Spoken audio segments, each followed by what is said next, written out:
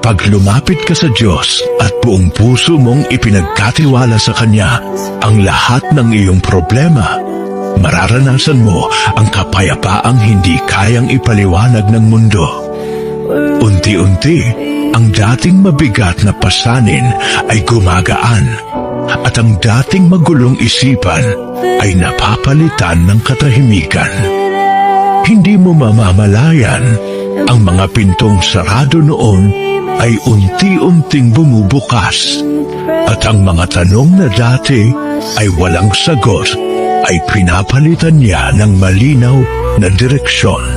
Sapagkat sa presensya ng Diyos, walang problema na mas malaki kaysa sa Kanyang kapangyarihan at walang pagsubok na hindi niya kayang gawing daan patungo sa tagumpay.